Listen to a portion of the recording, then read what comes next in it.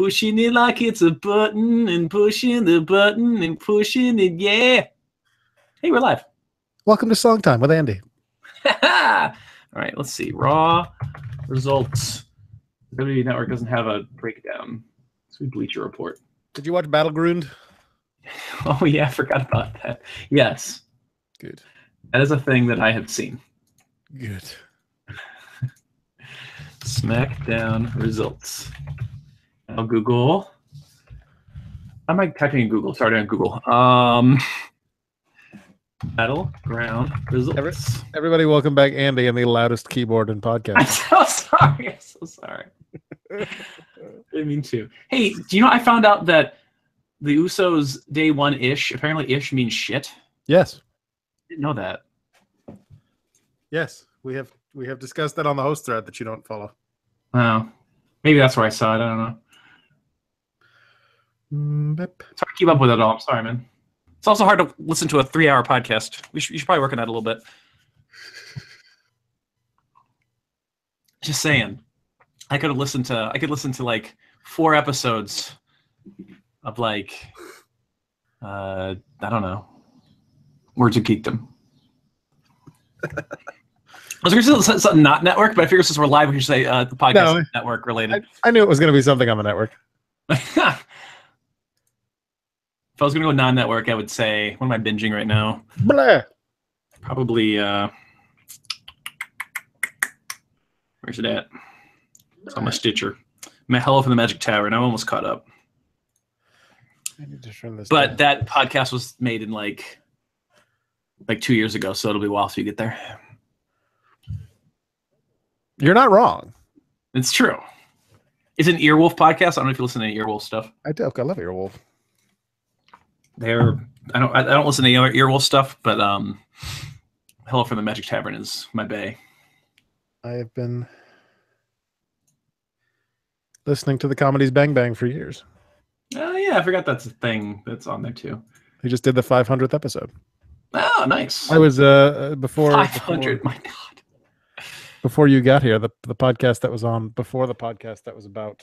This is getting confusing. The dentist was Scarborough Country. There you go. All right, you give me the countdown whenever you're ready on your end and everything, and we'll get going. What you drinking? Water. That's boring. You're boring. I know. I'm out of calories basically for the day. It used to be fun. Well, I have some stuff in the fridge. I don't really have the extra calories today, so I'm drinking water to make up for the fact that I'm close to over on my calories today. I should get back to doing that. Yeah, I've been counting calories all week, and I'm on week 5 of my step-by-step make me a better person again sort of thing physically. So every week I add something new. I've got a thing on the fridge that I check off for each day when I make it through a day. Good for you. So this week has been. I'm just fat. Oh, fatty, fat. oh. All right. Hi everybody. This is okay. We're good there. All right. So this is 304. Yeah. I'm on 2 in a row. Well, does last week really count? You were on there for like 6 minutes. I think it does. I think it. Well, does it make it 3 in a row? No. Was that the storm week? Was last week the storm week or the one before? Last week was the storm week. Okay. And you were on for like 8 minutes. So I was on for a little while, and then I don't know. There was a lot of rambling, and then I had to get off because of the storm, and you didn't die, so I didn't die, so I'm here. Yeah. They probably wondered if I just disappeared partway through the episode because I wasn't saying anything after I did my shtick. All right, you ready? You said you were leaving, and I said don't die. It's true. Oh, I'm sweating already. 304. Wow, I didn't know I had that effect. All right, 304. It's because I'm fat. In 3, 2, 1, record. Farts McCat Lady versus Anus O'Boring Face. It's episode 304 of The Rundown. My name is Adam. I'm your host. It is Thursday, July 27th. Our last Thursday show for a while, everybody. 2017. You may have noticed, those of you who are longtime listeners, you may have noticed that nobody screamed at me at the top of the show. That's because Jason's not here this week. But instead, we're jumping in the Wayback Machine. Still alive after his excitement from last week's episode that he spent 8 minutes on. Andy is here. I was on for more than 8 minutes. Hey, guys! Hello, hello!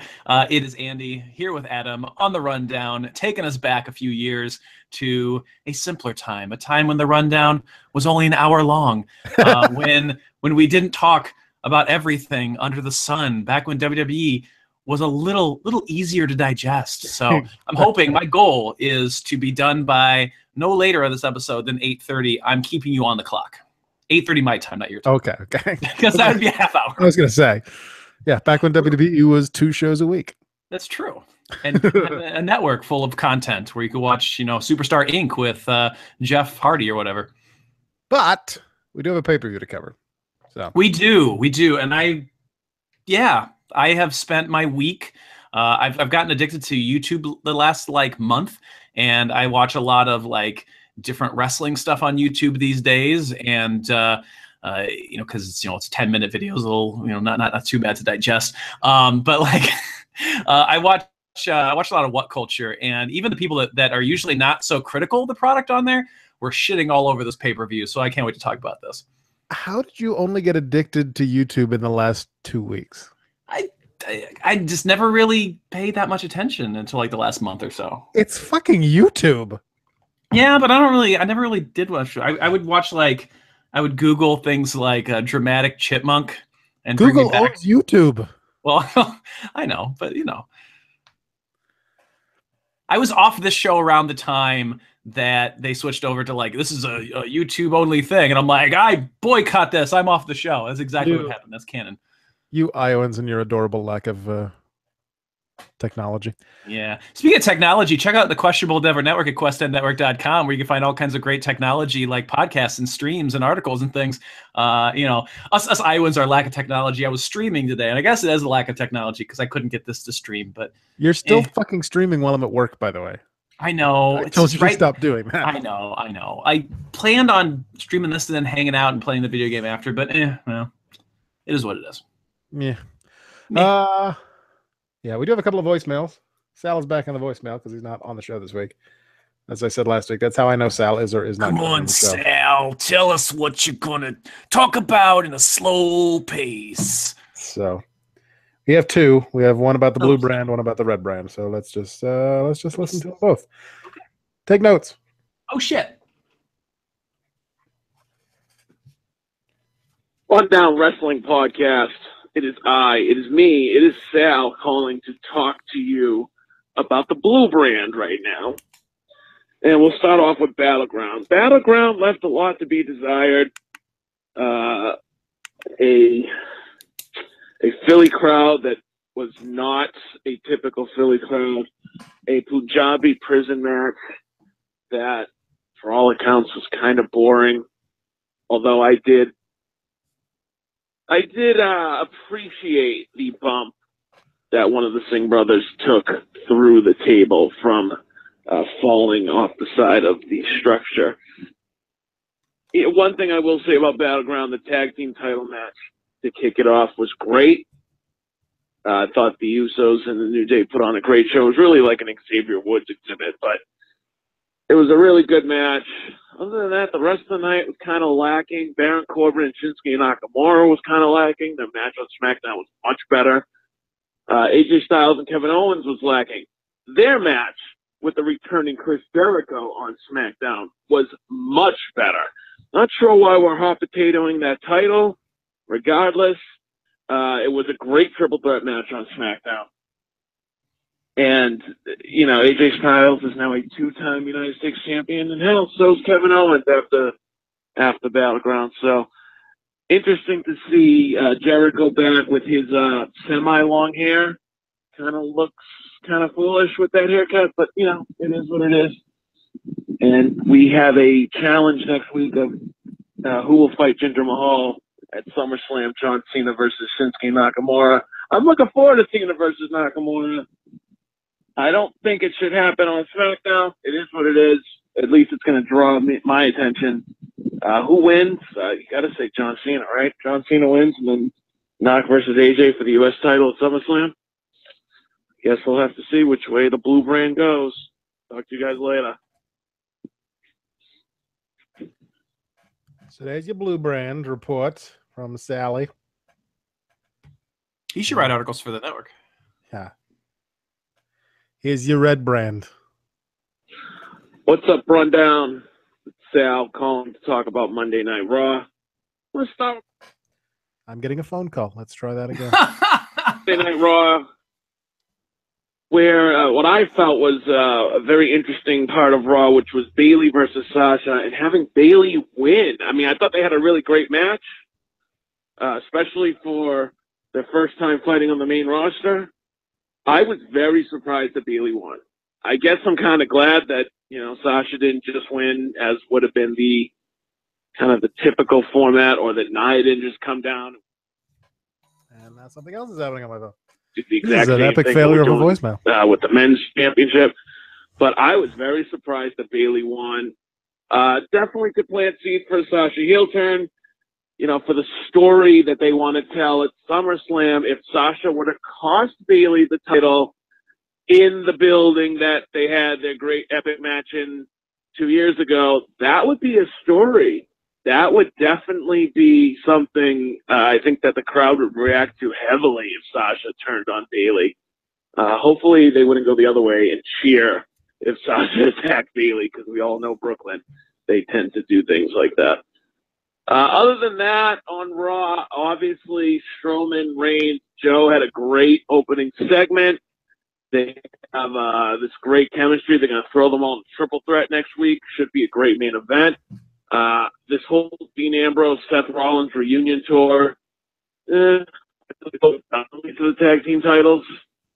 You know, they're the new Sheamus and Cesaro. They're acting towards each other like Sheamus and Cesaro were last year. So, I don't know. It's not that great.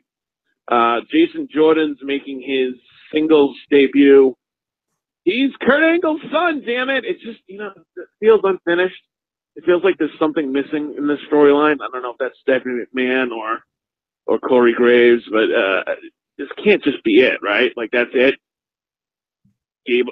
Jordan's Kurt's son, and now he's just going to wrestle on Raw. It's just, ugh. And I appreciate Bray Wyatt costing Finn Balor the match against the Drifter. Hell of a match against the Drifter, too. Finn Balor and Elias Sampson went 3 segments on Raw. Who the fuck would have thought? And it was a good match. I was entertained. And Elias picks up the win. So now, who wants to walk with Elias? Probably still nobody. But I'll talk to you guys later. Okay. So, I have lots of notes. good. So over on your Battleground. Yeah, let's talk about Battleground. In your kickoff match, AIDS defeated Ty Dillinger. Ty Dillinger lost his battle with AIDS. No. It is a bummer. It is a bummer, you guys. I haven't. I never watched the kickoff show because I don't ever watch it live. I always go back and watch the pay-per-view later, and they don't tack on the kickoff show in front of it. You have to watch it separately, which seems like a pain in the ass. So I just always skip it. I'm okay with Aiden English going over. It's a pre-show match. It's not going to really do much. There's not a lot of attention drawn to it. But you know, if they're going to allow, you don't want complete dead weight on the roster. Throw a guy a win every once in a while. So I'm okay with that. Sure. By the way, Jason's not here, but we do still have the chat room going over on the right-hand side of your screen. Yeah. If you're watching along, go ahead. Say something. Tron PB says, "What up, bitches?" What up, Tron? We're talking about Battleground. Talking about Battleground, an ultimately disappointing pay-per-view. Yeah. But the bright spot, we have the tag team title match next, right? That did open the show, yeah. I was surprised. I was surprised that Aiden English beat Ty Dillinger because really, why would Aiden English beat anybody at this point? I don't know. Because if you're gonna have wrestlers on your product and you want to have them seem, if you want to like actually try to build someone, you have to have them win once in a while. You know, they can't just sit there and lose all the time. So I'm cool with it. I like Aiden English. I've always liked jacked up math teacher, and I hope something comes of this eventually. Is it me or did he used to have less hair? I think maybe he's yeah. are just for men, or I don't know what's going on. Tron says, I miss Jason already. Thanks, pal. Wow, thanks, asshole. And he gives Battleground a 3 3/4 stars out of 5. All right. New Day. Dave Meltzer. New Day wins the SmackDown Tag Team titles. Thoughts on it? I think this was the match of the night, really. I enjoyed the hell out of that match. Yeah, it was a good match. I don't know if I would have thrown the titles on New Day yet. However, I guess overall, I'm happy. If this leads to a match where we get these two at SummerSlam with some sort of stipulation put in, I think it could be a show-stealing sort of thing. Yeah, it looks like they're heading that way based on what happened on SmackDown, where the Usos attacked New Day during their little speechy. Which is good. I like that. I like that they broke that up, because that's something we have not really seen yet. So definitely kind of took me by surprise. I marked out a little bit for that. Seriously, is Jason coming later? No, he's not. He's sick. He's not here. Then kind of a throwaway match between Shinsuke Nakamura and Baron Corbin. They're doing the whole Money in the Bank thing, having the Money in the Bank winner lose all the time. So we forget how great they are until they cash in the briefcase, and then it means nothing. It was an all right match. Baron, won the match by kicking him in the balls. So, I mean, it was what it was. It was an odd choice. I thought it was not a terrible match, but the ending did kind of ruin it a little bit. It was an odd choice given that they did the same thing 4 days later on NXT, which they taped before Battleground. On NXT? Oh, yeah. Hideo Itami, in the main event of NXT this week, Itami defeated Ono by kicking him in the balls. Okay. Yeah, I'm on December of last year of NXT, right. so I'm a little behind. I forget. But Itami is back where I'm watching. But anyway, yeah, no, that's interesting. That seems like kind of a strange choice to do that kind of twice within the same kind of span of a week. I kind of liked how after he kicked him in the balls, he kind of grinned at, and kind of was happy about it. I kind of liked that, but I wasn't sure exactly. I thought there was gonna be some sort of follow up to it the next night. I mean, they did have a match the next night. The match was a little bit better. He did go for the nut kick again. I don't know if this is going to be his new gimmick. He's like, I'm the ball punisher. I don't know. It's kind of bizarre. It's like, I want to make sure you never have children. That would be a good gimmick. Like Baron Corbin is just like, I think you're a terrible contribution to the gene pool, so I'm going to make it my goal to go around WWE kicking people in the balls to make sure people I think shouldn't reproduce, that they don't reproduce. I would be all about that gimmick. All for it. Baron Corbin, dick puncher. Dick puncher. Love it. From there, we go to the Fatal 5-Way elimination match for the SmackDown Women's Championship, number one contendership against Naomi. Yeah. I've had some time to think about this, and I'm much better with this now than I was, I think, originally. But I'll let you kind of give your thoughts first. I'm not sure why they went with Natty. I mean, they made a big deal out of the fact, oh, she's bad. She's almost tied the record for most pay-per-view appearances or whatever it was. So they give her the win, so she ties the record at SummerSlam. But who gives a shit? You need a heel, is my thinking. You need a heel to go up against Naomi. We've already seen Naomi versus Charlotte Flair. And while it was interesting, I don't think it has the draw that some people out there on the internet think it's going to. It's not going to be a SummerSlam match. Now, leading toward hopefully a Becky versus Charlotte match with maybe some sort of heel turn, hopefully with Becky Lynch with the heel turn, that's going to be more interesting. And I think it's okay to have more than one women's match on a big event like SummerSlam from the same brand, and even for the women's match, not for the title, being the bigger of the two matches. I think that's totally fine. They needed a heel to go against Naomi. It wasn't going to be Lana. Lana and her had plenty of matches. It kind of established Lana's character. I think Lana's okay. It wasn't going to be Tamina, even though I don't have a whole lot against character as a shitty wrestler. I don't mind. I really don't mind Tamina. I kind of like Tamina. I don't think she's the best choice there to face Naomi. So I think Natty Naomi will be a pretty solid match. I'm going to give it the benefit of the doubt. I think it could be interesting to watch. Mm-hmm. Well, I mean, we talked about it last week, how much it would make sense for it to be Charlotte and have Charlotte get that shot. But we're getting Natty instead, so it's okay. It's too early too. I mean, give some other girls a chance a little bit here. Wait until we get Becky turning. I want to see Becky turn on Charlotte, and then Charlotte, is kind of put into this like much more solid face role because she's so much better as a heel, though. She is, but I think what they're going to eventually do is you're going to get the cash in, maybe after this match, and then it's going to be. You're going to get this match between Charlotte Flair fighting for the title. What's her name? I can't think of her name. Why I lose her name with the Money in the Bank? Carmella? Yeah, Carmella, thank you. Fighting Carmella down the road, maybe at like Survivor Series. Mm-hmm. Tron says Natty is the best female worker they have. It's true. No, he's absolutely right. It's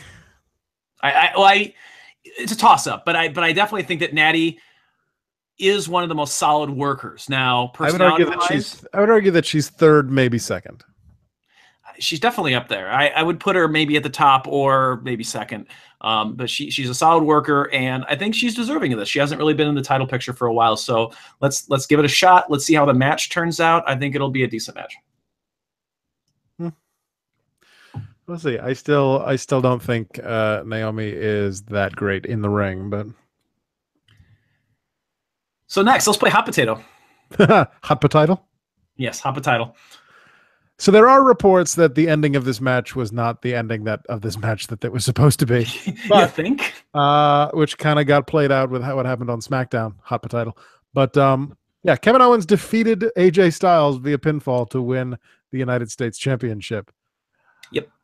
Whoops. I know we were all surprised and that they made the title change, and then surprised again that they switched it back on SmackDown, saying that maybe there is a little bit to these rumors. But I thought the match itself was pretty great. I'm going to disagree a little bit, and not just to disagree, but I was kind of bored during this match. It was one of the matches when I was watching it where I kind of dazed out. There was nothing that exciting, and I hate to say that because I like these guys a lot. I really think they're both great wrestlers. They really are. And the fact that when I was watching it, I'm just kind of like, yeah, I feel like I've seen this wrestling match many times. And maybe just as because Owens and Styles both have very distinct, like when they get in the ring, they have very distinct styles of wrestling. So when like you put those two distinct styles of wrestling together, you feel like you've seen this match before, even if you haven't. I don't know. It felt a little boring to me, honestly. I feel like they didn't take enough risks in this match. Okay. And I mean, who knows what the actual ending of the match was supposed to be, so we don't know where they could have gone with it from there. That's true. But that match was a 10-star Dave Meltzer classic compared to the match that followed it. I kind of like the next match, but we'll get there. Oh, you're so wrong.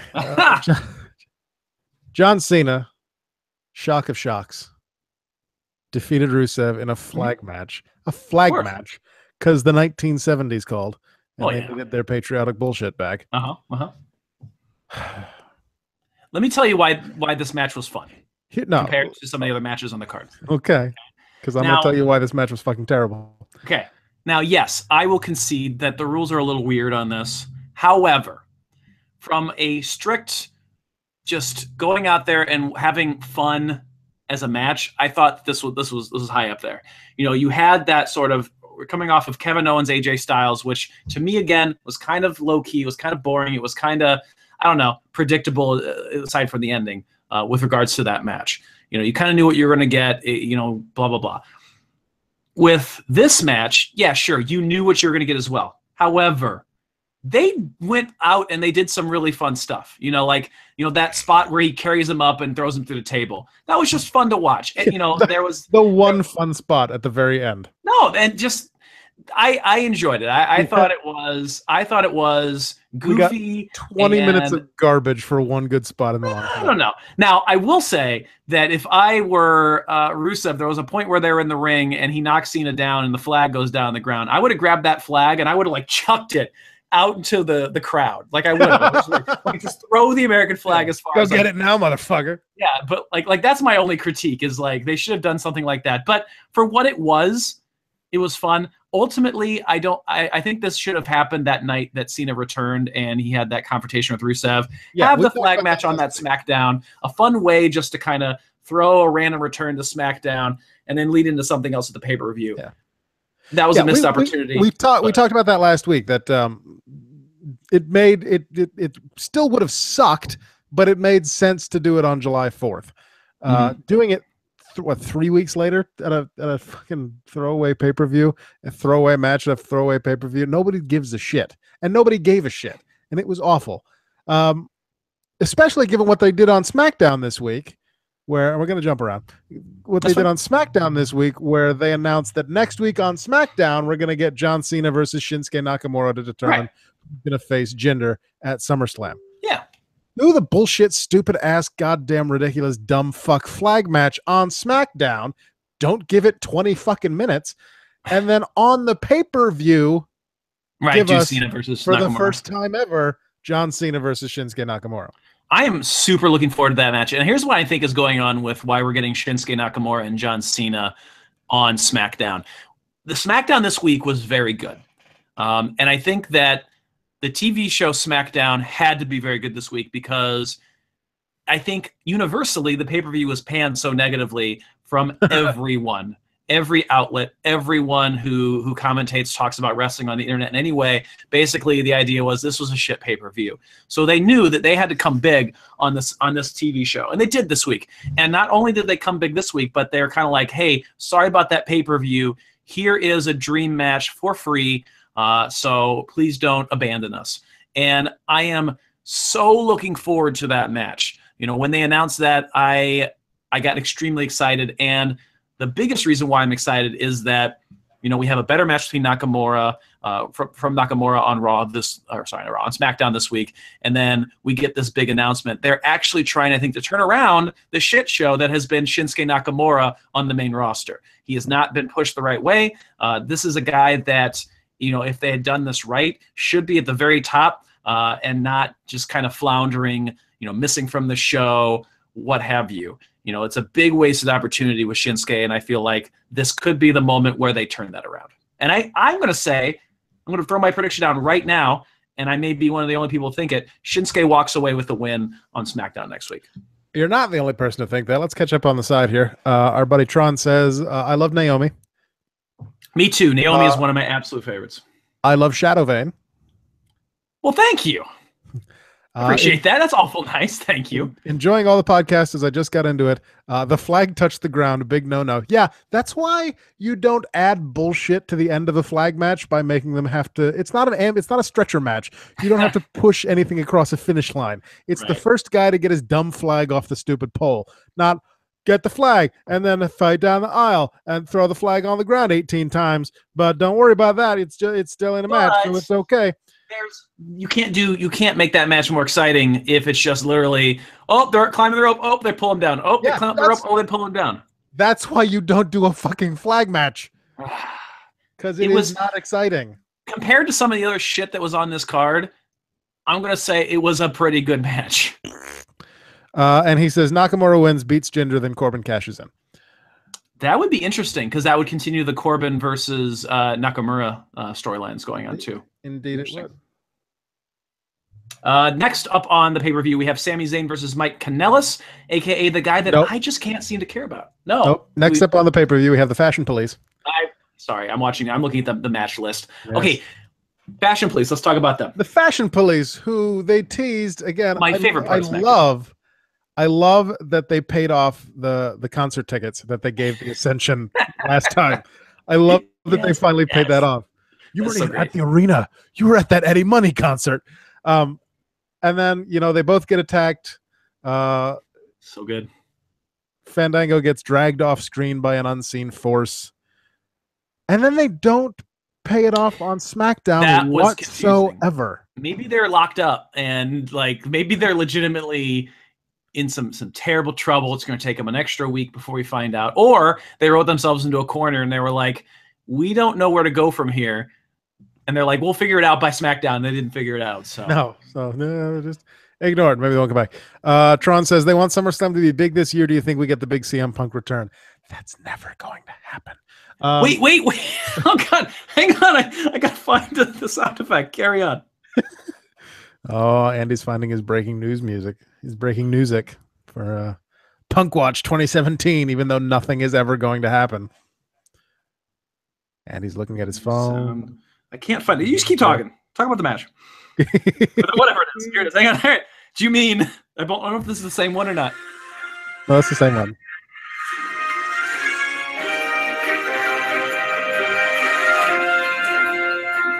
Punk Watch 2017.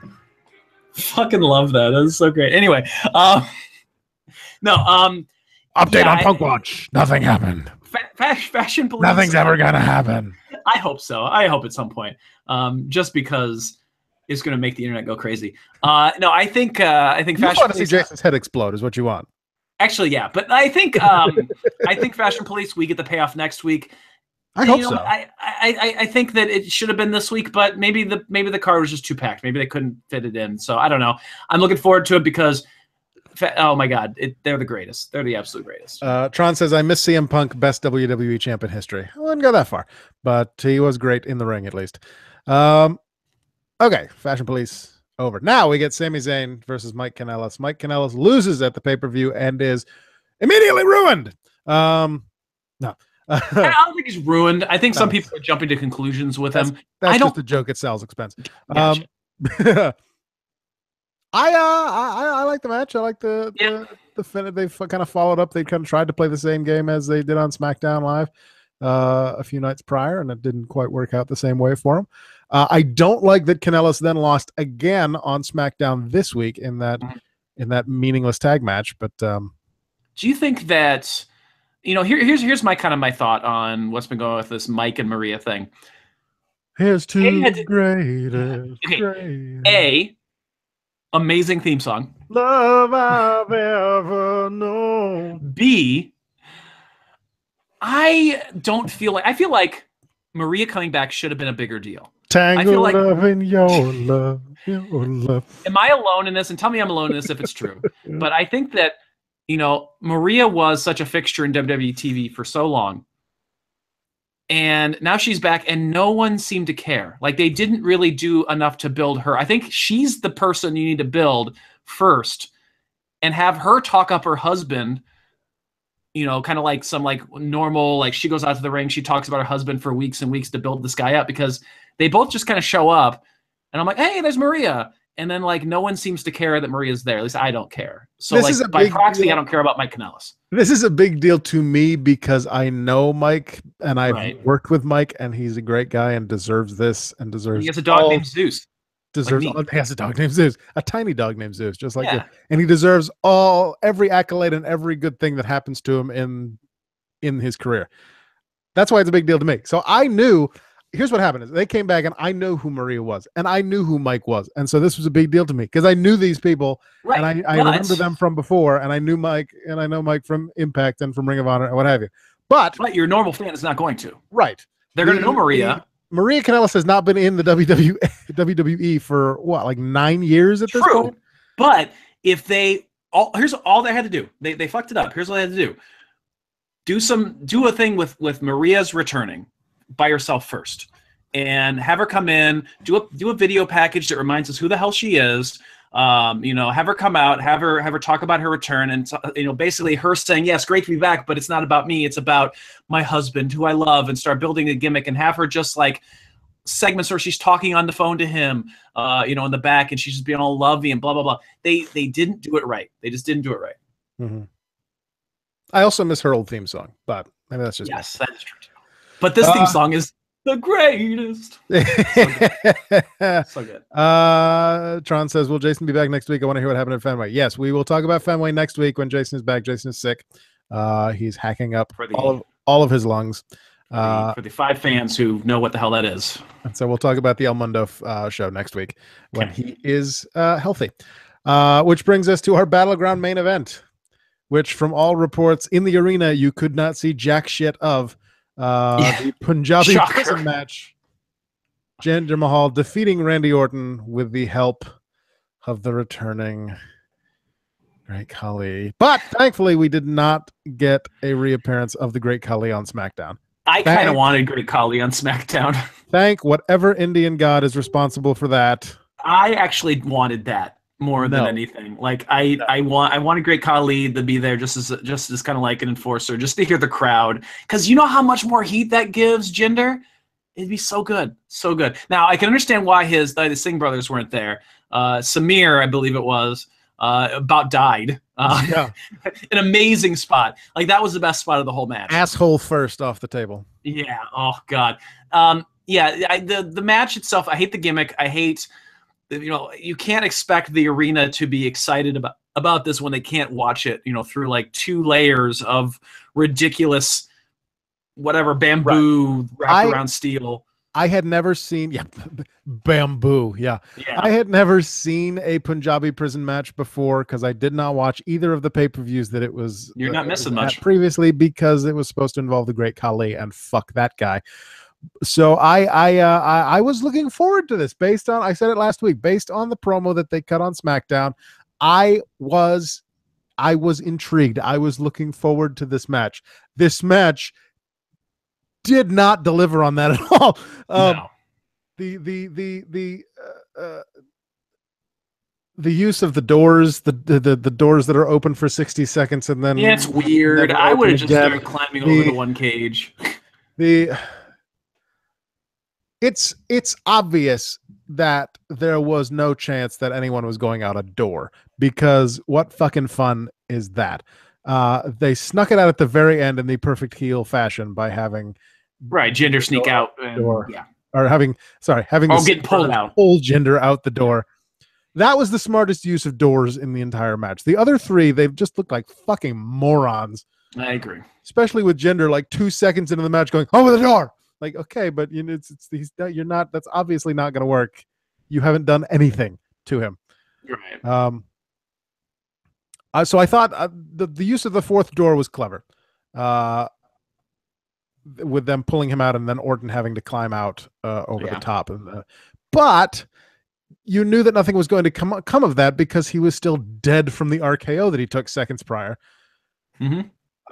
I do appreciate them, have the Singh brothers, how they're like, hey, they're small enough to fit between the bars in the outer cage. That was amazing. that was great. I love that. I love when they actually give some actual thought to the wrestling. Tron says, ask for the door to be opened and then ignore the open door and attack your opponent while the clock runs. Yeah.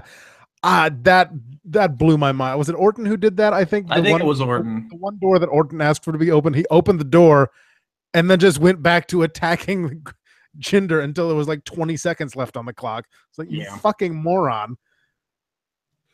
I'm okay with Randy Orton being out of the main event picture for a while. Yeah, and I don't think we saw him on SmackDown, right? No, because he was dead. Fingers crossed. Yeah, no, they can certainly absolutely move on. I liked Mahal's speech on SmackDown. Although according to some people, he said when he was speaking in Punjabi before he spoke in English to issue the challenge, he said John Cena. So I don't know what happened there, but yeah. So like we said, next week we get Cena versus Nakamura to determine who's going to face Jinder at SummerSlam. It's obviously going to be Cena. Did you see Roman Reigns' comment about the arena and the crowd and that match? Roman Reigns made some comment because he was asked. I think he was asked about like the dead crowd for the pay-per-view, and Reigns made a comment something along the lines of, last time I was in that arena, the fans were anything but quiet for my big Royal Rumble victory, and I'm just like, you are purposely trolling right now because like you really are. Yeah, I was in the same arena, but I like that. That's clever. I like your the fans weren't quiet then. Yeah, because I fucking hated you. But that was great. I thought that was clever. That was really well done by Roman. Yeah. Tron wants to know who will win between Mayweather and McGregor. No fucking clue. Don't fucking care. Hopefully they'll both suffer some sort of terrible given that it's a brain damage. given that it's a boxing match, I'm gonna go with the boxer. But who knows? Well, Mayweather will dance around for the entire match, and then That's the one thing I remember. I watched Mayweather versus Pacquiao because it was Mayweather versus Pacquiao. They made such a fucking big deal. There was a lot of hugging, and it was really he'll hug you and dance around and just won't fight you. And it was really fucking boring. I think the Big Show should show up and just punch them both. But anyway, I can't stand either of those two fuckheads. But anyway, get that broken nose back. Exactly. Hey, my WWE Network pay-per-view payment just went through. Hey, let's go to Raw, shall we? Was there anything else on SmackDown we didn't talk about? Oh, hey, I got something that wasn't part of SmackDown, but the after SmackDown. Can I talk about that? Did you watch the first ever Smacking Talk? Smacking Talk was fantastic. Smacking Talk was amazing. I have this official paternity test. That was so great. If you're not sure what Smacking Talk is, Talking Smack, for those of you who I'm sure if you follow wrestling and WWE know, obviously was canceled. For those of you who were listening last week. Right. And what they did instead was Renee Young and Daniel Bryan decided we're going to start a Tout. It was a Tout series. And I think that's part of the troll, honestly, because Tout was such a fail for WWE. I think this whole thing is one giant troll. They're kind of digging in at the product here and for getting rid of Talking Smack. So they were live on Tout, and their first guest was Chad Gable, and it was so good. A 2.5 minute video. It was so good. Oh, it was so amazing. Yeah, Chad Gable, and Daniel Bryan says that Chad Gable is his son, that he has the test to prove it. And it's just a piece of paper in an envelope where he handwrote. Yeah, handwritten on the envelope, official paternity test. And then handwritten on the paper, I think it said, "Hooray, I am your dad." I don't like. But my favorite thing about that whole thing, my favorite thing about that whole video was Chad going, "You're 5 years older than me." He's like, "I was virile. I was a very virile child. Were you a virile child?" Well, yeah. See? Okay. In the ring, I don't like Daniel Bryan. That has been documented. Now that he is like, "Oh no, my neck won't allow me to ever wrestle again. Woe is me," and he's just like a personality. God, I love Daniel Bryan. Like, it's so great. Tron says, looking forward to Jordan versus Miz. Yes.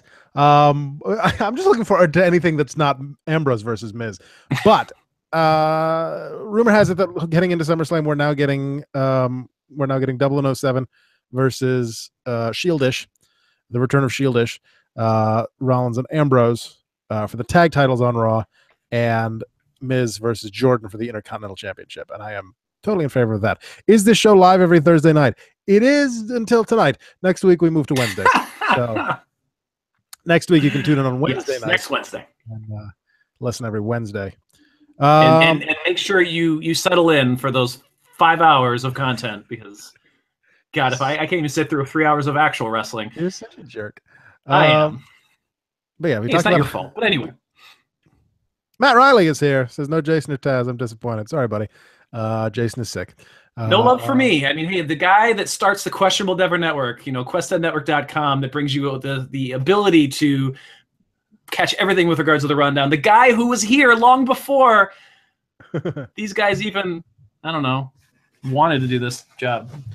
I got Tron says the big question: will Ambrose and Rollins bump fists next week? Yeah, that was a bit. That made them look kind of like idiots on Raw this week. I liked it. Well, it would have been better if they hadn't hugged almost immediately prior to that when they won the match. Yeah, well, it was kind of like one of those things where it's like, yeah, we won, super excited, and then I think it's like, yeah, now we're together. He's like, oh shit, no. So like it's teasing to get together. He got wrapped up in the moment. They had to hug it out, and they dialed it back a bit. He's like, yeah, okay, never mind. See you later. I'm gonna hug you. I want an Ambrose heel turn so bad. Oh yeah, I think we're definitely getting there. I hope so. What did you think of that? It helps cement the Rollins face turn. Yeah, Tron says they hugged 3 times. 3 times, but they're not going to bump fists. Go fuck yourself. What did you think of the handicap match? Handicap match was good. Great way to end the show. I am ecstatic to the moon that the Miz Taraj is getting more exposure. I think those two guys are great wrestlers. I've always thought that. And this is a perfect role for them to give them something to do, allow them to wrestle. You think of the last time you saw either of those two in the main event. What are you laughing about? Open up a cat video on YouTube.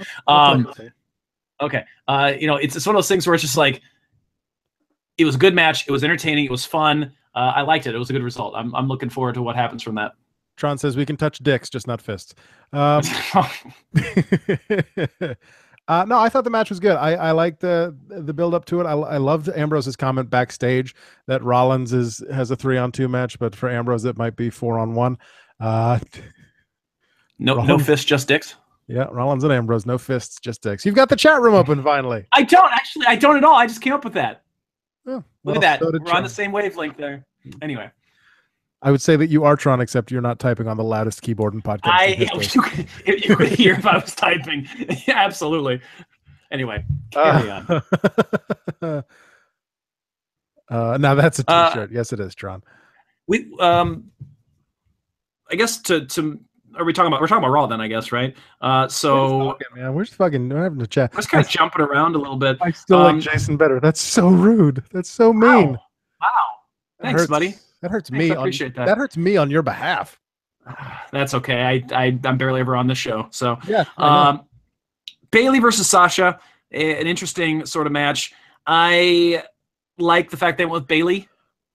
Mm-hmm. I think that it was the smarter of the choices. We've seen Sasha enough, I think, recently wrestling for the title. I'm not as big of a Sasha mark as some people. Then again, I don't love Bayley, so I'm hoping that this leads somewhere with Bayley and her character. I go back to what we talked about last week, though, where Jason, I think it was Jason who said it, who said, I don't know what to think about Bayley now because they can't seem to decide on a direction. It's either she's going for the title and she has a chance at it, and then she gets her title match and she's the biggest fucking pussy on the roster. Right. And then she does, and then she's just kind of goofy Bayley. She's just one of us, you guys. She's just a fan. Oh, but now we're gonna give her a title match again, so you better get behind her. I mean, if this leads, like Sal said, if this leads to the Sasha Banks heel turn that we've been thinking about for a little while now, then maybe it'll be better. But we'll see. We'll have to see what happens at SummerSlam. I mean, there you go. It's still Bayley versus Alexa. We've seen it before. I mean, they're fine in the ring, but it's not what I said, Tron. We've been there. We've been down this road before. So Tron says, I love Tooning Japanese, though. Bayley has the biggest pussy on the roster. Not what I said. That is odd. Is the biggest pussy on the roster. Drifter versus Finn. I want to talk about that. I like that match a lot too. I'm with Sal. They really took that match and they ran with it. And I like these two. These two have really good chemistry. Now, I think that they needed to be doing a little bit more with Finn. Past this. Hopefully, after this, that Finn and Bray can pull something together. Now they have how many weeks until SummerSlam? I can't remember. 2 or 3, anyways. Really, that's it? Okay, so that worries me because there has not been much build toward this Bray Wyatt match, and I feel like Bray needs this feud to be something useful, something good for his character. Yeah, 1, 2. Yeah, 3 weeks. 3 weeks to build the SummerSlam. This needs to be a good match, and not just from a technical standpoint. It needs to be a compelling match. It needs to tell a good story, and if not, I'm worried for both of these two, in all honesty. I don't know. What are your thoughts? I wish that Samson and Balor had done more with the stipulation. There didn't seem to be a lot of things that could have caused a disqualification in their no disqualification match. I know that wins and losses don't matter anymore, or at least they don't pretend that they do. But I don't like the Balor losing just to advance the whole Wyatt thing, because they're not going to do anything with Samson right now. Why would they? He's just going to come out and play guitar, and that's all he does. I mean, I'm a fan of Elias Samson, and I wish they would do something with Samson, but they don't seem to be wanting at this point. I wish his name wasn't Elias Samson with 2 S's, though. Finn has abs for days. Yes, thanks, Tron. Finn does have abs for days. It's glorious. Anyways, I love but that's that jacket, wonderful. Anyways, what the fuck were we talking about? Oh, Bray Wyatt. I'm hoping that I think we're finally going to get the demon back. Are we? We only have 3 weeks, though. I feel like if we were going to get the demon, we need more build up toward the demon. Not necessarily. If they hot shot the demon. I think they can make it work. Plus, it's SummerSlam. It's SummerSlam, so I think we're getting the Demon at SummerSlam. The Demon versus the Eater of Worlds. It works for me. Okay. They really need to do something next week to build this match, though. Like they need to hit the ground running full speed ahead, because if people don't care about this match, it's going to be really bad for both their careers in the long run. I really do believe that. We had the Jason Jordan match. Fans weren't into it, really. They don't seem to really care about the storyline all that much, which is a shame. I agree with Sal. I think there is something missing. I feel like there's something missing with the storyline. I don't know what it is. I don't agree that it's, Stephanie McMahon or something, but I feel like something else needs to come of this. Maybe we need more fun. We need vignettes. We need fun vignettes of like them playing catch together, or stuff like that. That would go get it over with me. I would be so happy. Playing catch, eating lunch at a diner. Right. Or go the other route, and then if we do want to bring someone like Stephanie into this, the only way I can see that is Kurt Angle decides, wow, after your great win, I'm going to give you an Intercontinental title match, and then the rest of the roster's like, whoa, bullshit. Like, how does he deserve it? Which I would be okay with that as well. A little nepotiz. Yes. Yeah. So totally okay with that. It wouldn't surprise me if that's where they go. Jordan is using Angle. It's a long-term angle, says Tron. We talked about that last week as well. If it ends up with Jason turning heel. And I think the last thing that we need to talk about from Raw is Strowman, Reigns, and Joe. Yeah, we get our surprise Fatal 4-Way for the Universal Championship at which is great. I cannot wait for that match. That is going to be. Nobody saw that coming. Not at all. No, I think it's going to be great. And the only reason why it's going to be great is because of Strowman and Joe. I mean, Joe's good. It's one of those things where you look at it and you think, God, you cannot have Roman Reigns versus Brock Lesnar as the main event of that pay-per-view, because if you do, the fans are going to shit all over it. And you can't have that in the main event if you want to have a big impact. Now, keeping Joe in the mix, Joe has been elevated tremendously.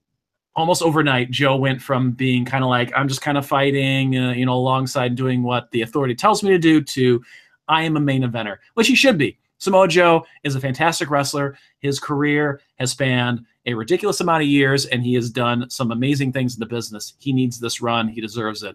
And Strowman is a fucking beast. And I am really excited to see how this turns out, because I cannot tell you who is going to win this match. I have no idea. Roman is. No, I think that's the one that probably will not. Well, okay, Brock Lesnar the most, but I don't know. I think it's going to be between Joe and Strowman, honestly. Nah. They're doing the Fatal 4-Way, just like you said, to ensure that the crowd doesn't shit all over it. But they're also, I think, you're doing the Fatal 4-Way to have Brock lose the title without getting pinned, because we certainly can't have that happen.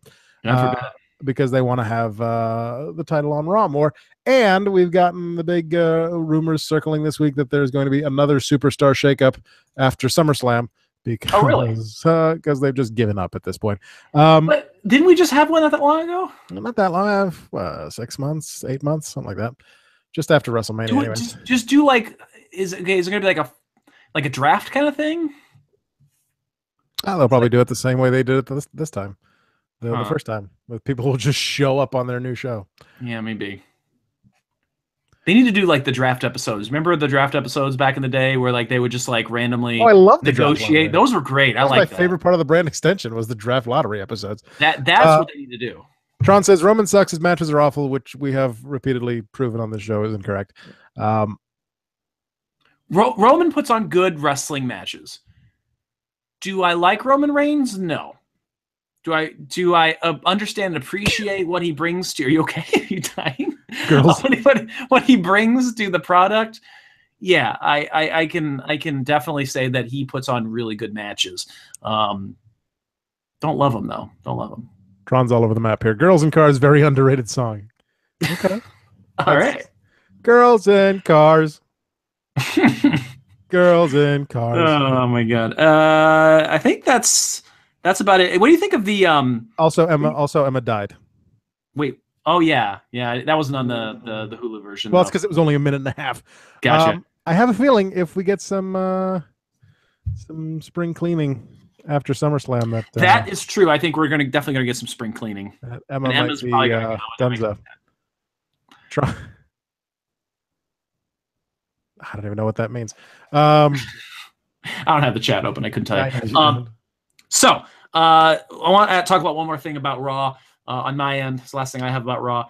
Do you think that we get a legit wrestling match next week, or do we get a match for a little while and then some sort of schmozzer run-in from Lesnar to break it up, so that way we don't get basically the same match here that we'll get on the pay-per-view? Are they doing a triple threat next week? Triple threat next week between Strowman, Reigns, and Joe. Triple threat match. I managed to miss that completely. No, that was a big announcement. That was like after their whole thing. They're like, you three will fight next week. I was falling asleep during Raw. So yeah, they're having a wrestling match. So do you think we actually get a full, multiple segment match here? Or do you think that we get a schmoz? I doubt it. I doubt it. Because if we get a real wrestling match, that's going to give away a lot. Yeah, they'll all just beat the shit out of each other because that's what they do. That's fair. Raw. And that's basically all I have. I'm still waiting. I'm still waiting for the day that Braun wins the title or whatever, and is standing over Roman Reigns' destroyed body and just goes, "Now I'm finished with you," and then just walks off. Thank you for that. You're welcome. It's a great joke. Fuck you. That's a great joke. Okay, sorry. Talk about that. Did you watch 205 Live? I don't watch that show. Of course you didn't.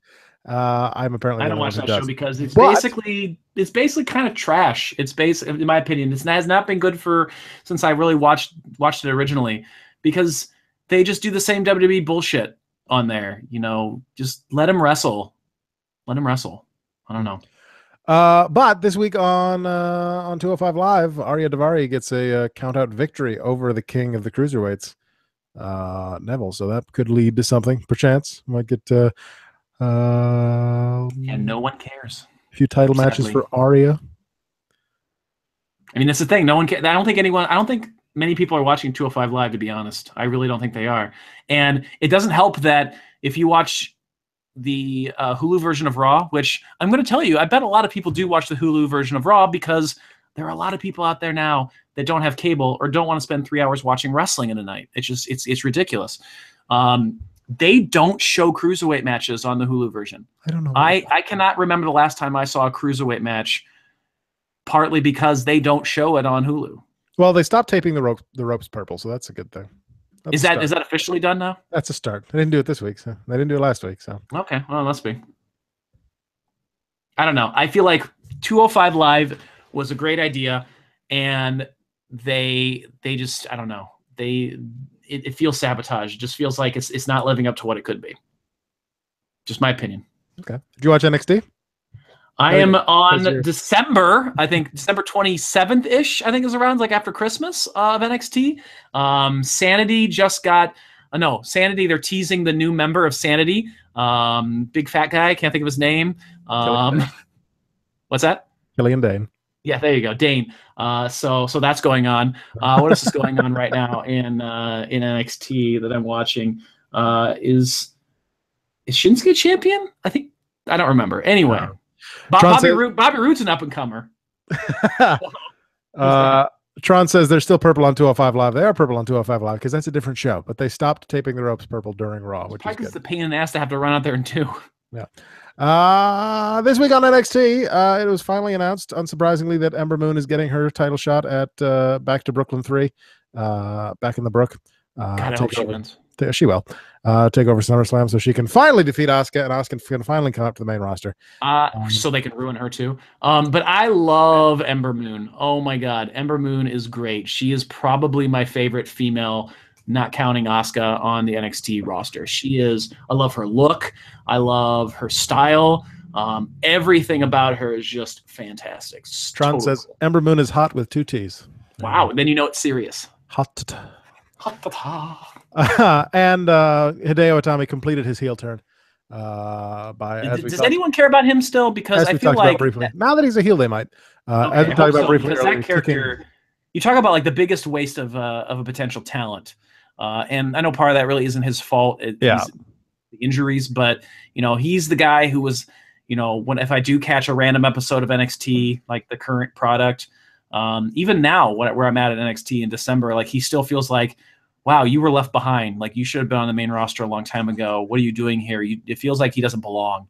And I if this doesn't work, WWE should just cut their losses with this guy and let them go back to Japan. Tron says, glad they stopped using the stupid Australian girls. You could not be more wrong about that. I would actually Peyton Royce and Billy Kay agree with you on that one, Adam, because I like those two. I just feel like they need a little bit more. I don't know. They need a little more work on their acting. They could be on TV more. That could be certainly true. Yeah. But no, Peyton Royce and Billy Kay are fantastic. I enjoy them. Yes, but Itami finally turned heel by kicking Cassius Ohno in the nuts. They're probably gonna have a match at Brooklyn 3. And he GTS'd him on the stairs. So Cassius Ohno, there's another guy that, why is he there? Like he doesn't feel like he's needed, honestly. I don't know. I'm not a huge Ohno mark though, so. And Drew McIntyre gave a rah-rah speech that has been done about 60 times before. Drew's there. I forgot that like Drew's randomly there. So like he's officially a member of NXT then, right? I think last time I saw he was just randomly in the crowd at an event. Yes, he's going for the title at TakeOver 3. Oh, that was quick. All right. Well, he beat Killian Dane last week for the spoiler for when you get there in 3 months. I'll get there eventually. Yeah. I think they should send Mojo back to NXT to establish a singles run as NXT champ. I think they should send Mojo to a dumpster. I think you're awful. Stop it. Set it on fire. Stop. Mojo Rawley is amazing, and here they need to just really give more TV time and push the tag team breakup so that way he can turn heel and it'll be amazing. And he needs to turn heel during a he needs to bring out a bunch of children to the ringside with his Andre the Giant thing to watch a tag match, and then he needs just to beat the hell out of his tag team partner, and then he needs to look at the children and just like, I want you to cry, you know, everything's a lie, you know. I just want him to be like that kind of heel that just like makes children cry. Fucking love Mojo. Mojo's the best. Put him in a dumpster. No, set the dumpster on fire. No, fuck you. Mojo is awesome. Love Mojo. Push the dumpster into the Grand Canyon. That does it for the Rundown Wrestling Podcast. We have a half an hour to do our final plugs. Out of a helicopter. Stop it. We do have a discussion topic this week. It is a discussion topic we have done before, but you were not on the program at that point, so we can talk about it again. This is a thing that apparently you do now. All right. Yes, Sean, co-host Sean, had nothing to do with this. Raccoon Reigns won the. They are two completely different people. I don't know what you're talking about. Nothing at all alike. Exactly. Their voices don't sound alike. Have nothing to do with Henry Hugepex at all either. One's a raccoon. I mean, Raccoon Reigns won our fantasy league again this week. One could be a ghost raccoon. Anyway, and for his discussion topic, he says, "Here's my question: what's your all-time favorite wrestling theme?" And you can't say I don't know or a bunch are tied. What is your all-time favorite wrestling theme? Jesus Christ, of all time? Yes. I can't do that. Here's to the greatest. That is pretty awesome. Wrestling theme of all time. Oh God. Hang on. I'm pulling up my list of WWE themes on my Winamp because that's how old I am. I forgot that you still use Winamp. I do have Winamp. I use it when I stream. It's because you Iowa people don't have technology. That is true. Dudley Boys, no. Shawn Michaels' Sexy Boy will always go down as one of my absolute favorites. I don't know if it's my all-time. It would definitely be in a top 5. Maurice's Pourquoi. I always really love that one. I don't know. I really do. Like a ridiculous. I love that one. Tron went back to Girls in Cars. Then Girls in Cars. Then said Birdman. Then said Ass Man. Then said Man's Man. Then said Bad Man. I'm sensing a theme here. A lot of mans going on here. There's the Teddy Long one. Such a man. The Evolution theme song was really damn good. He's a Stop that. Real man's man. You're gonna keep going. The Line in the Sand. Would you prefer the Evolution theme song? Because I can play it on my phone. Oh, good lord. That was really good. Yeah, I don't know. There's a lot of really good theme songs. I don't know if I could pick one for all time. there's a lot that just kind of get me really excited for wrestling. And I guess if I had to choose one, and I was, gun to my head, I'd say Shawn Michaels theme, just because it's classic, it's timeless, it's endured, and Shawn Michaels is my father. So whenever I hear that song, I get really excited. I'm like, Dad, it's Dad. Oh, Daddy left. Oh, I know. I miss Dad. What do we got here? It's a whole bunch. Look at your ears too. Steve Austin's has always been a favorite of mine. Yeah, I mean, especially for its time. I don't think it. I don't know. It doesn't really do much for me now, but the Undertaker's theme song, just because it's which one? The Ministry one, the Graveyard Symphony one, just because American Badass. It's so iconic. American Badass. Chris Jericho's again. Chocolate Starfish. Shut the fuck up.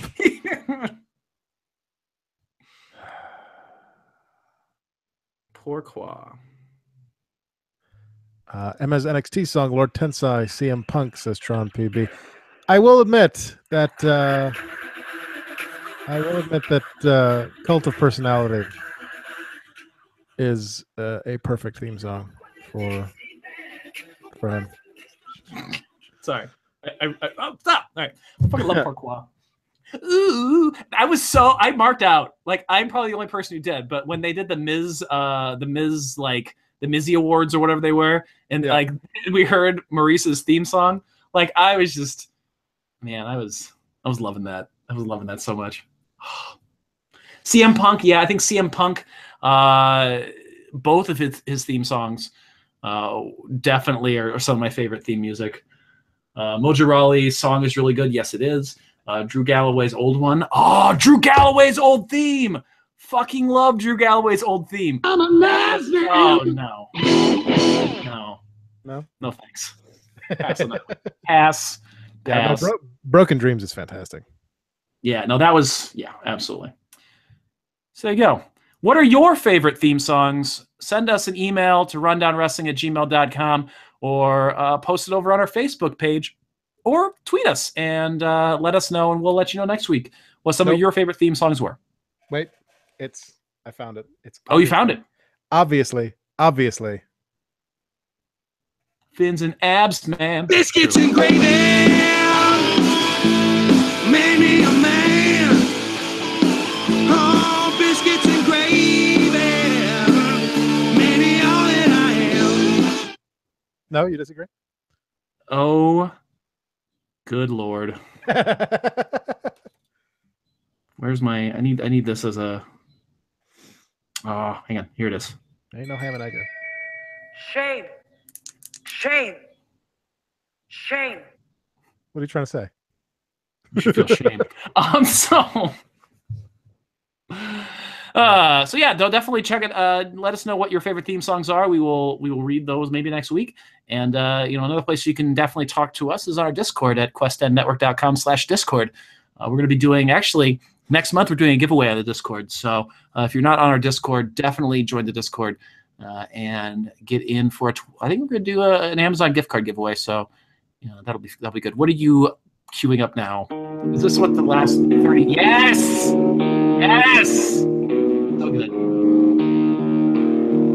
So good. Figured I'd make you happy. So good. That's a slightly different version. Yeah. Anyway, I don't like his new theme is okay, but his new theme, those bagpipes in the beginning are really fucking harsh. Yeah, it's true. And they kind of give me a headache. Oh. Shane versus Owens at SummerSlam hinted on SmackDown. Holy crap, he's opened the chat room. I did. I opened the chat window over there. Yeah, I think I don't want that. but all right. I mean, could happen, I suppose. All right. One last thing before we go. Look, see how concise we can be when we don't bloat it with a bunch of stuff. Look at this. It's just because I didn't news gather because I never news gather anymore. But because it takes 2 hours. This is worth talking about. All right, let's do it. This year, the WWE 2K18 Collector's Edition. I saw this today. Will shine a spotlight on the legendary 15-year career of John Cena. Seen enough, I think is what they call the it. Seen enough edition. I like that. WWD and 2K revealed details today about the forthcoming Cena Enough edition of WWE 2K18. 2K's latest offering will pay tribute to the legendary 15-year career of John Cena through a wide assortment of exclusive memorabilia and digital content. Do you think, before you finish your news on that, I just want to jump in right now with this and see what you think.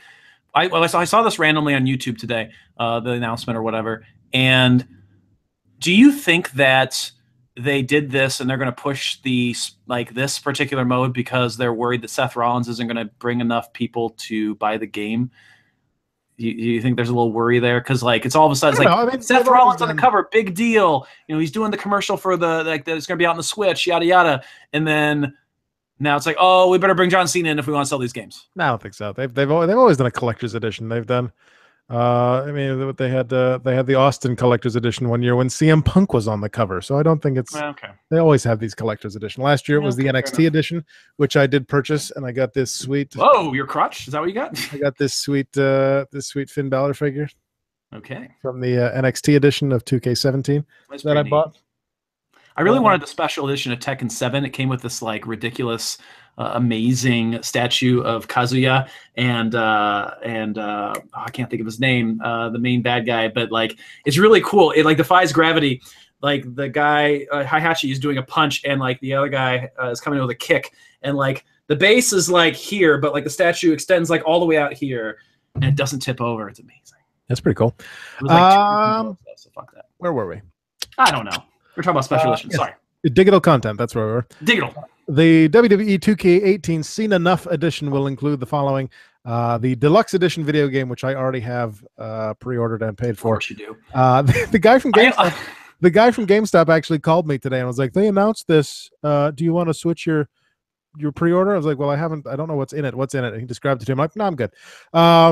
It includes. See, I thought about taking my 2K17 game in today because I've played it once since I got it because it's a shit game, and it is. But I thought they'd probably give me $5 for it, so I figured I'll just let it sit on my shelf.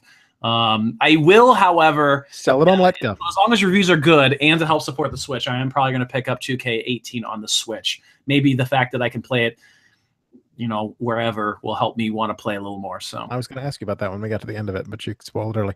Sorry. 2K18 Deluxe Edition video game, which is $89.99, I believe, includes access to the season pass, playable versions of Batista and Rob Van Dam, two of Cena's legendary rivals, playable versions of Cena recreating his appearances at ECW One Night Stand 2006 and WrestleMania 27, access to the Kurt Angle pack, which includes 2 playable versions of the Olympic Hero, and then that's the deluxe edition. Then with the Cena Enough edition, you also get exclusive premium packaging that includes a unique cover sleeve, which will delight both Cena's fans and detractors.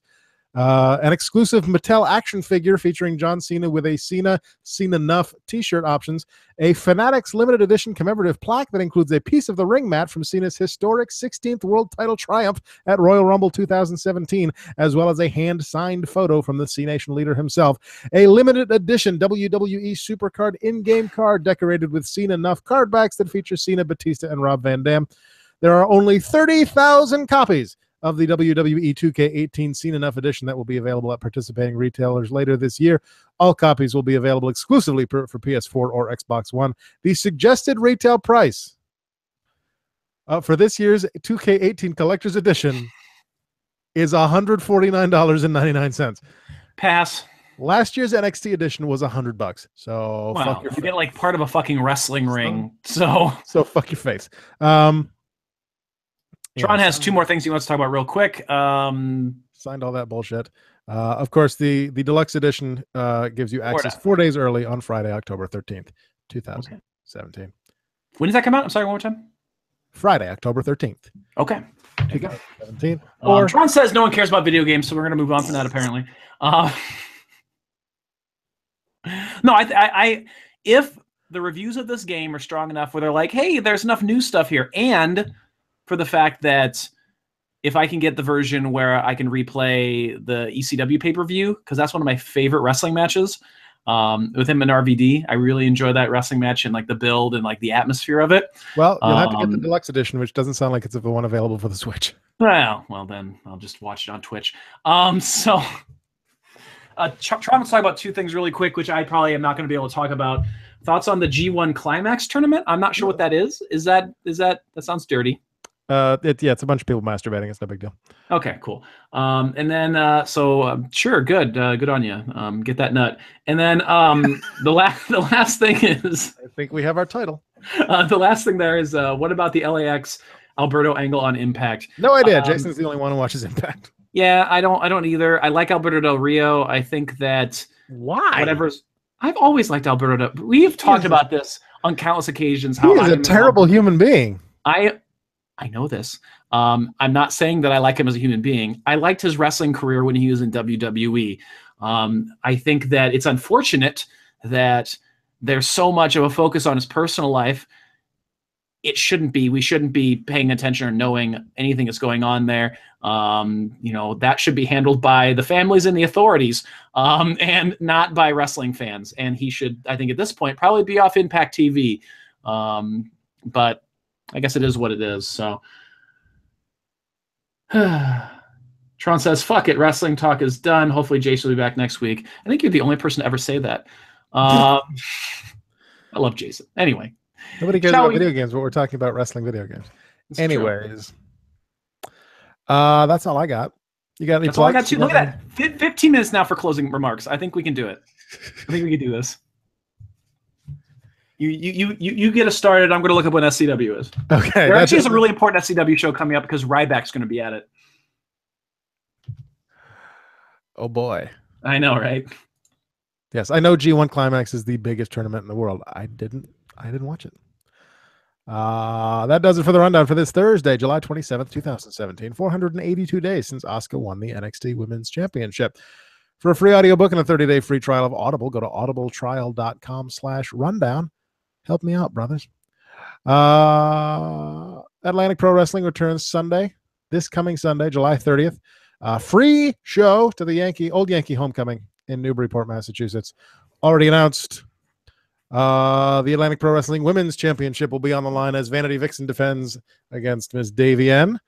The start of the APW Road to Royalty tournament, where we will crown a king of APW. Announced for Old Yankee Homecoming, we've got the Canadian legend Matt Loudon taking on Marvelous Michael McManus. The fitness man Dan Terry taking on the Hampton Beach bad boy Hunter Ward. I was hoping you were going to say Marvelous Mark Marrow. The selfie-made man Vern Vicalo taking on Slam Dance Tim Lennox, and Lumberjake taking on his former teammate, Cousin Larry. Cousin Larry. I love that name. That is the greatest wrestling name ever. Plus, the APW New England Championship will be on the line as Xavier Bell defends against Mulligan Mike Pava, and the APW Heavyweight Championship will be on the line as the unequaled one Todd Sopel seeks to finally regain control of the APW Heavyweight Championship after not holding it for quite a while, as he takes on the current champion Juggernaut John Poe. That is this Sunday, 23rd. The 30th of July on the Bartlett Mall in Newbury, Mass. On the mall? They're going to put it like on top of the mall? It's like the National Mall. It's not an actual. It's not. Oh, okay. Gotcha. Bruce City Wrestling returns August 3rd at the Wisconsin State Fair. For information on that, go to brucecitywrestling1.com. Lucky Pro Wrestling presents Summer Sizzle on Saturday, August 5th at the Elks Hall in Clinton, Massachusetts. Scheduled for that show. We've got quite a bit going on. I have to scroll down in my notes here. Special challenge match, Sweat Boy Christopher James versus Big Jim Anderson with Mr. Brian Cairo. If Christopher James beats Jim Anderson, Sweat Boy will get Cairo in the ring alone for 3 minutes. We've also got Cam Zagami versus Patrick Dalton. Vern Vicalo did successfully defend the LPW Heavyweight Championship at Fenway Park this past weekend. Again, we'll talk about the El Mundo show next week when Jason is back. Adira and Isana versus Helen Vale and Jocelyn. A six-man tag. The last most likely the last time you'll see Dijak in New England before he goes on to bigger and better things, as the team of Anthony Green, Ilya Markopoulos, and Christian Casanova face for the last time the Horsemen of LPW, Donovan Dijak, Scotty Slade, and Mike Webb in a six-man tag match. The Aristocrats defend their LPW tag team titles against the Hoods. Brickmass Stone defends his Hard Knocks championship against Bo Douglas, the Dynasty Bo Douglas. And women's champion Davienne, not Bo Dallas, defends her title against Deonna Purrazzo, former NXT superstar Deonna Purrazzo. And in your main event, the LPW heavyweight champion, the selfie-made man Vern Vicala, defends his title against the Punjabi Lion Robo with Mr. Brian Cairo. That is August. I was hoping for the Punjabi Prince. I was really hoping he was going to make an LPW show. That was that one, right? Or Lucky Pro? Yeah. UFO Wrestling presents Big Bang 2017 on Wednesday, August 23rd at the Malden Irish Americans Club. Search for UFO Wrestling on Facebook. I can't not laugh at UFO Wrestling. It's no offense to the promotion. That is a weird name. That is I just imagine that like there needs to be a UFO like out around like Area 51 or something. But like on the East Coast, that just seems weird. Anyway, carry on. I apologize. Are you done? I am done. I'm done. Did you find any SCW shit? SCW has 3 shows coming up. They've got actually 2 shows rather. I apologize. Coming up in August. August 5th is SCW Pro Pit Stop, which is going to be at the Walcott Coliseum in Walcott, Iowa. And then the big show on August 25th, SCW, their 14th anniversary show, which will be what sounds like is going to be a good show. Right now, they are really pushing the fact that you can go see Ryback, WWE superstar Ryback, at this particular show, and they have a VIP package that I think is almost sold out at this point. You can pay $100 to get the following things: access to a meet and greet, an exclusive Q&A session with Ryback, an autographed glossy Ryback 8x10 photo, personal photo opportunity with Ryback, early entry into SCW's 14th anniversary event, reserve front row seating to SCW's 14th anniversary event, and a free exclusive SCW 14th anniversary t-shirt for this event as well. So definitely check that out. I think it's almost sold out. If you want to get that, you can head over online and get that particular package. And you can wear, like my friend Eric wants to do, wear a CM Punk shirt and pay the $100 just to piss off Ryback. So definitely go check that show out. It should be a big night of wrestling, and a night that I actually may go out to go watch, because I never seem to manage to go watch this product.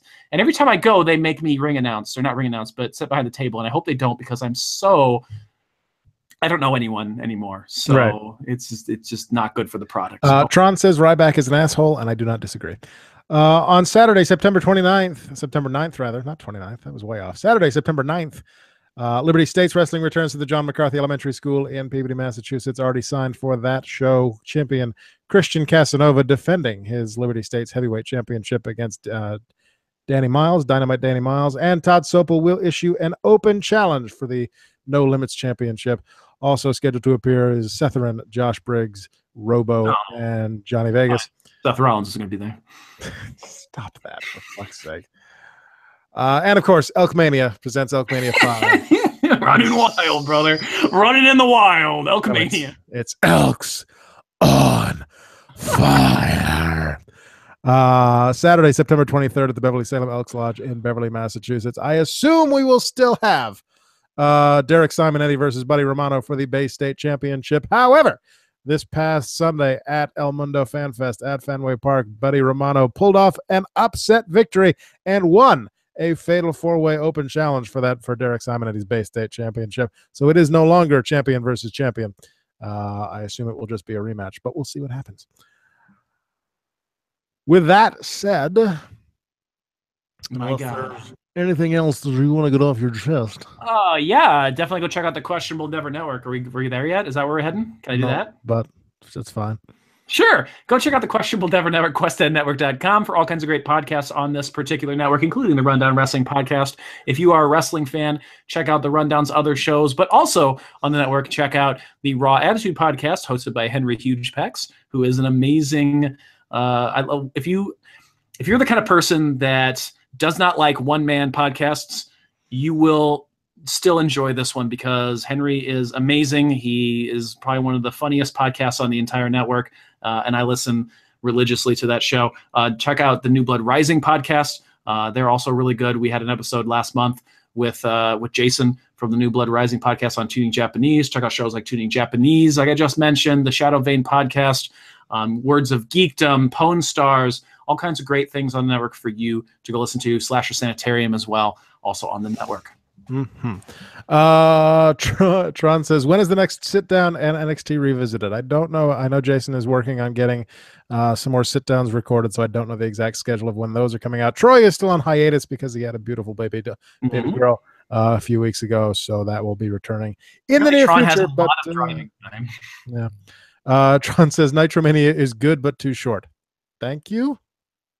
I think Short podcasts are okay. That's I fine. do my best. It's the Nitro itself is 45 minutes. And That's perfect. A half an hour to an hour is a perfect. I don't like listening to long podcasts anymore. Like I've stopped doing that. Like that's one of the reasons why some of my favorite podcasts I don't listen to anymore. Nitromania has been clocking in around 10 minutes the last couple of weeks, but you know, there you go. Yeah, so I know it's short. I don't have any. It's idea not to about make the it longer, size of the podcast, Tron. It's not about the size of the podcast. It's how he uses it, and he uses that size very, very well.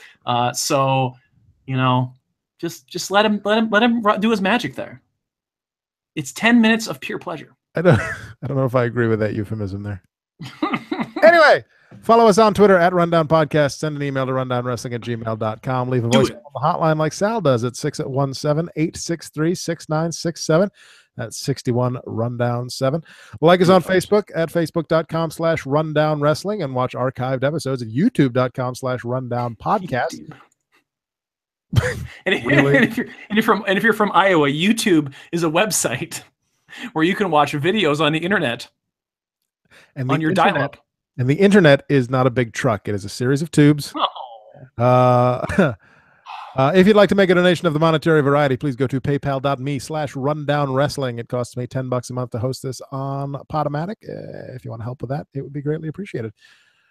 We already did the QE Network, all that garbage. Go to @QuestN Network on Twitter, questnnetwork.com, questnnetwork.com/Discord to check out that Discord channel. Definitely go check out the Discord. On the 1st of August, we're going to be starting a little giveaway, which will end on the 31st for everyone on the Discord, not counting the hosts. And we're also going to do, I think, a little bit of a bragging rights challenge for the shows to see who can bring in the most fans to the Discord. I think we're gonna try that as well, starting August 1st. So we'll see what the real best show on the network is, because we're gonna have a little vote alongside of the giveaway. So no, it's not this one. Listen to our friends Brian Malonis and Mike Crockett over on the Wrestling Podcast About Nothing twice a week. Facebook.com/the WPAN. We appreciate them helping us out. We're helping them out, although their help for us is much bigger than our help for them. Search for us on iTunes, Stitcher, Google Play, Podbean, or Podomatic. Flick your Podbean under the Rundown Wrestling Podcast. I don't know why, it just popped into my head. If you cannot afford a monetary donation, leave a 5-star review. Shame. I don't even know what that's balls. Flick your balls? No. That sounds painful. If you cannot afford a monetary donation, leave a 5-star review, because that helps other people find us. Thanks to everyone for listening. Thank you to Tron and Matt Riley for 1 second in the chat room there. Thank you, Andrew. He saw me and he was like, fuck this. Fuck this guy.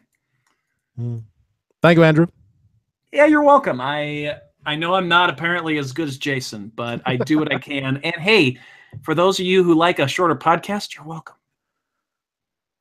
Tron says, "Who's on next week?" I don't know. We never know. It's always last minute.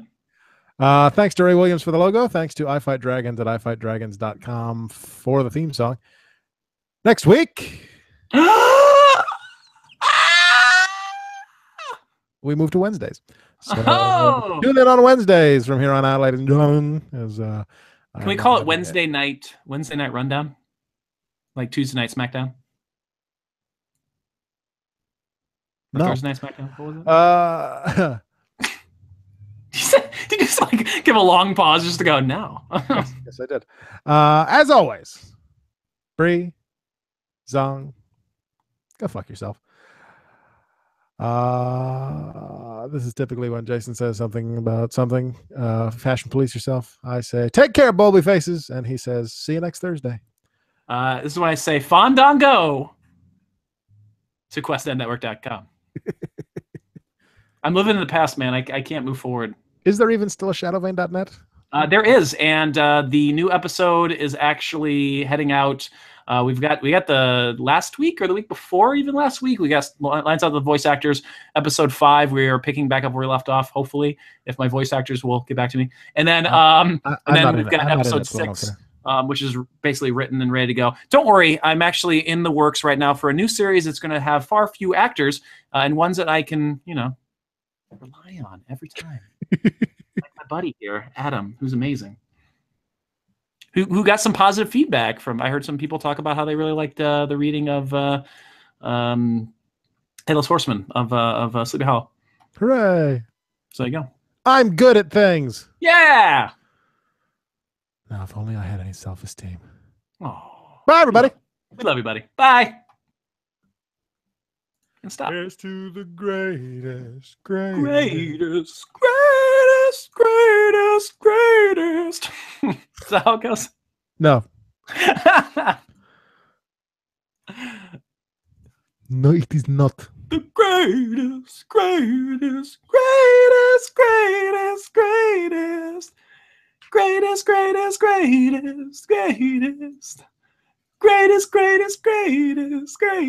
I love it. We need that remix. Make this happen. Oh, I'm gonna write some zines. Oh.